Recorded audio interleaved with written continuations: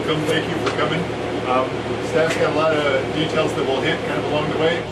Those of you who were on the tour last year will remember this is a mixed income building. It has CDB, or it has home dollars in it, but it also has low-income housing tax credits in it, and it also has. I don't want to get too far ahead of Penny too. One of the things I wanted you to notice as you walked in is how good this house looks from the outside.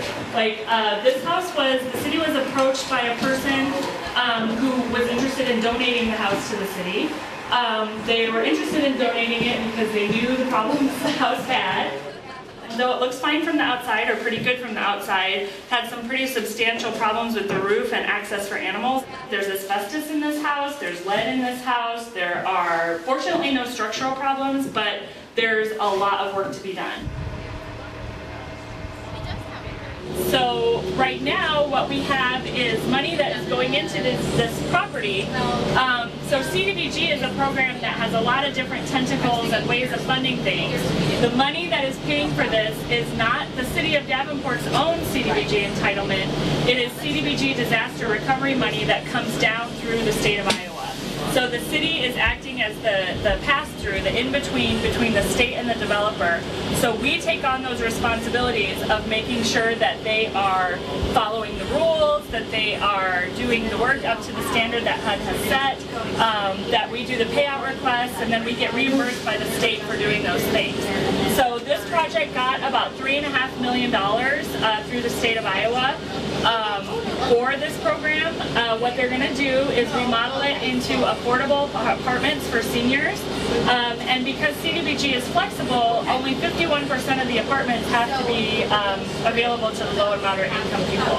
So 51% will be affordable, 49% will be market rate. There's a lot of things down here that maybe need some help.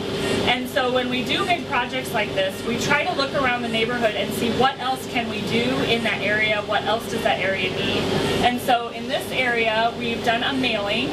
So we're going to try to do some exterior grants for some of the housing down here to help people fix up their houses. Now this is not a different program than what we otherwise would do.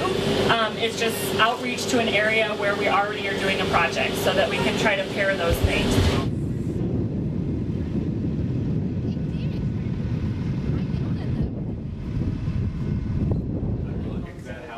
It's actually open if you want to go out there. We didn't want to make it too concrete yet.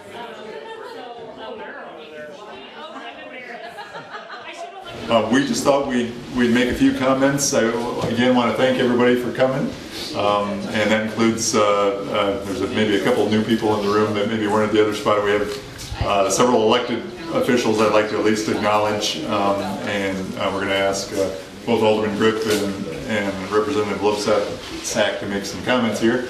But also in the room we have several aldermen, Alderman Condon, Alderman Dickman, Alderman Kluel, who am I missing? Alderman McGinnis, there you are, sorry. And then we have Penny from Senator Grass's office as well. So if you're circulating around, and Jared can answer some questions right too. So thank you all for coming. In general, we're just pleased as heck with what CDBG has been able to do for us. It's a very important source of funds.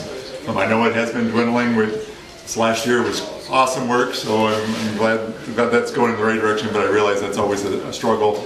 I just hope we can impart a little bit from our tour that we do annually to try to show a little bit off of what we've been doing with it. Alderman Grip's going to make some comments to that, so I guess Alderman Grip has been here. This is what, your second or third? My third year. Third year, and it is a pleasure to give some brief remarks on Community Development Week, and I'd like to extend a special welcome to Congressman Lovesack. So we're a tag team. We do this every year. That's right.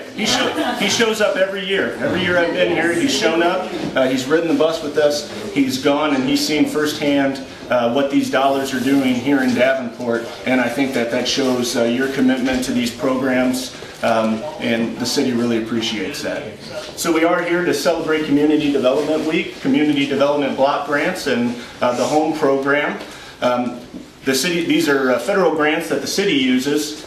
We get the money and then we spend them to provide decent and affordable housing to working class people, to revitalize neighborhoods like the one you're in, and to keep contractors busy with the work of building and rehabbing homes. So we started this tour earlier, and we were in a pretty dilapidated home. And a year from now, it won't be like that. It will be a home that looks something like this. And it'll be filled with a working class family who finally knows the pride of owning a home, and that is really what this program is all about. Now this neighborhood, this is the third year in a row that we've come to this neighborhood, and the great thing about doing this tour is that every year you see how we get better and how the neighborhood gets better, and this is an absolutely beautiful home.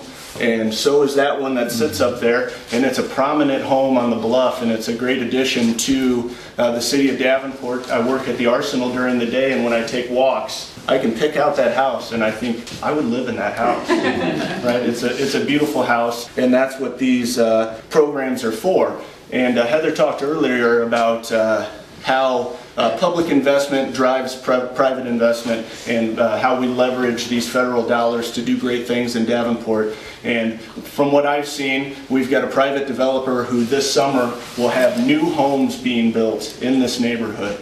Habitat for Humanity is putting homes into this neighborhood that are putting working class families in them. And I've kept an eye on real estate in this neighborhood, and houses, they go on the market, and they're being snatched up rather quickly. So the money that's being invested in these programs is being used to revitalize this neighborhood, and I think this will end up being a great success story of how you use CDBG and home funds.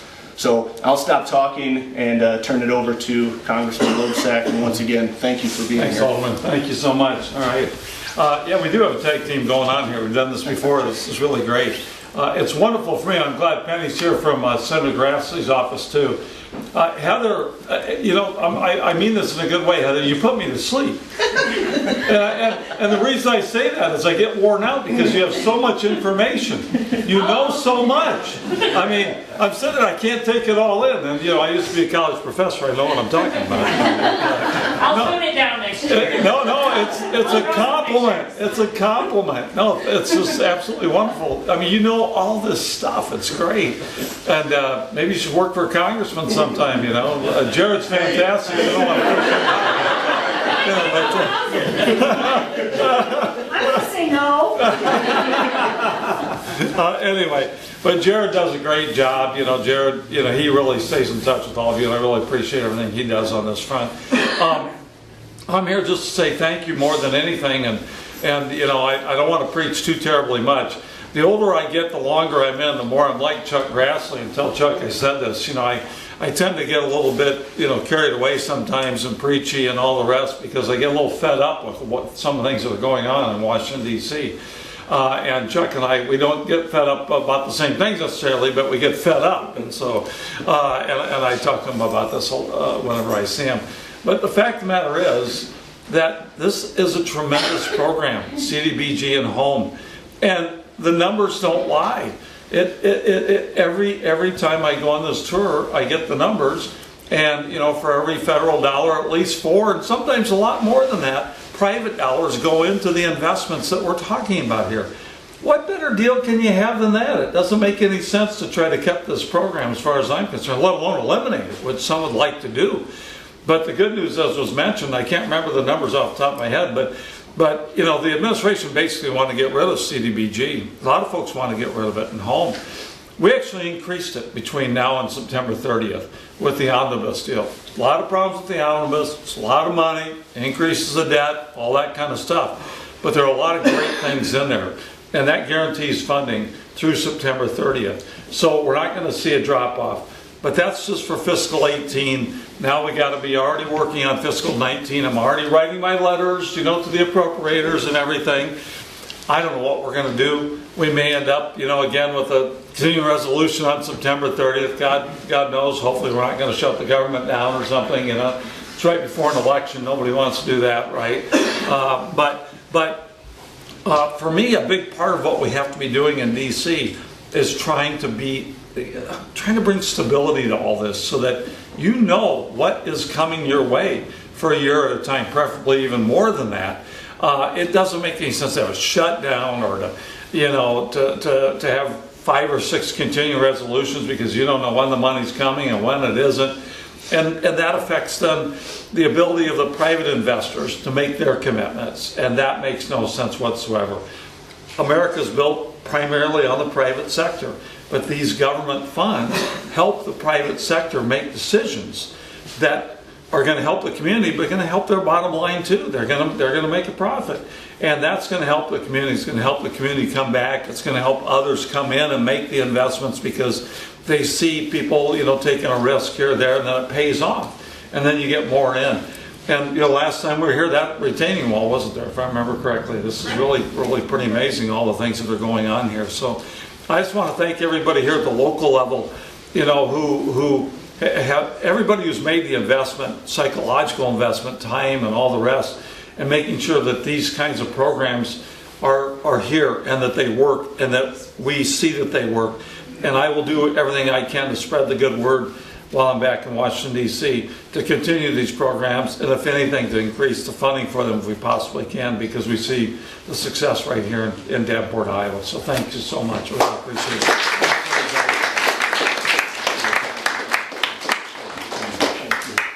One last thing, I'd just be remiss at one. Who built this house? John Clark. so nice work. River Valley Homes. River Valley. By the way, this is the color scheme of our house. I love it. And another thing I'd just like to say, at least from me personally, is I'd like to thank all staff. I mean, you guys, you work extra hours, long time. We had several open houses with this, so Heather, in particular, you've done a great job today and continue to, and a whole host of all our staff here. So thank you.